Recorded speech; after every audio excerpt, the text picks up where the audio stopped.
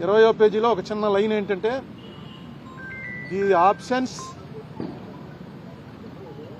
absence of cholesterol in the samples also suggests that the chances for presence of tallow, lard and fish oil are very low.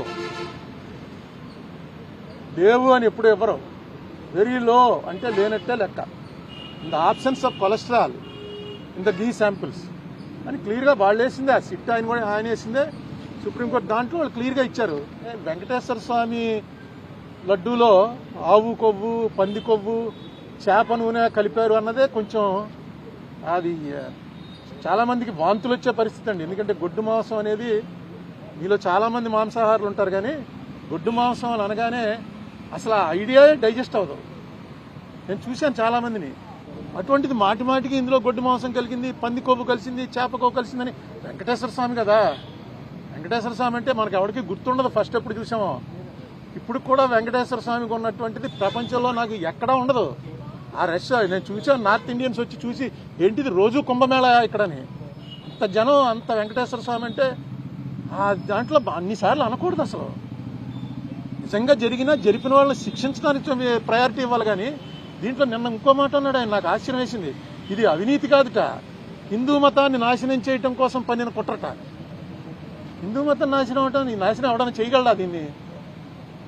అది కుట్రండి. ఎవడ తప్పు చేశాడు వాడిని పట్టుకోవాలి. ఇంకా chemicals అవి ఉన్నాయంటున్నారు. ఆ కెమికల్స్ కూడా ఆయన ఇచ్చిన కంపారిజన్, మనం టాయిలెట్స్లో వాడే యాసిడ్లన్నీ తీసుకొచ్చి ఇందులో కలిపారని ఏదో రకంగా ప్రజల్లో ఒక ఎవర్షన్ పుట్టించాలి.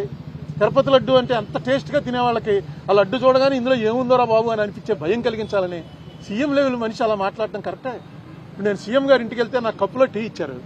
ఆ కప్పు పట్టుకుని ఇది ఏంటనుకుంటున్నారు ఈ మెట్లు, ఈ మెటీరియల్ మనం టాయిలెట్స్లో కమోడ్లు వాడతామే, ఆ కమోడ్ మెటీరియల్ తోటి కప్పు తయారు చేసి కప్పులో ఇచ్చారు. నిజమే, అది కమోడ్తో పోల్చడం ఏంటి? పింగాణితో అనేక రకాలు తయారవుతాయి, కమోడ్తో పోలుస్తారా ఎవడన్నా? ఇది ఇలా మాట్లాడుతున్నాడు ఏంటి? ఇంత అందులో టాయిలెట్లు కడిగే వాటిని తీసుకొచ్చి కలిపారని. ఇది బ్లాస్ఫమీ అవుతుంది. బ్లాస్ఫమీ అంటే దైవద్రోహం. దయచేసి ఇలాంటి పనులు వద్దు. మీకు రాజకీయంగా ఖర్చు ఉంటే రాజకీయ ఖర్చు తీర్చుకోండి, కేసులు పెట్టండి, మీ చేతిలో పవర్ ఉంది. అసలు ఏ స్ట్రాటజీ మీద వెళ్తున్నారు? బీజేపీ వాళ్ళు కూడా ఇప్పుడు ఇలా మాట్లాడలే. బీజేపీ వాళ్ళు డైరెక్ట్గా మాది హిందూ పార్టీ అని చెప్పుకున్నా సరే వాళ్ళు కూడా ఎప్పుడు ఈ లెవెల్లో మాట్లాడరు. మరి చంద్రబాబు నాయుడు గారు పునరాలోచించండి, ఇది కరెక్ట్ కాదు.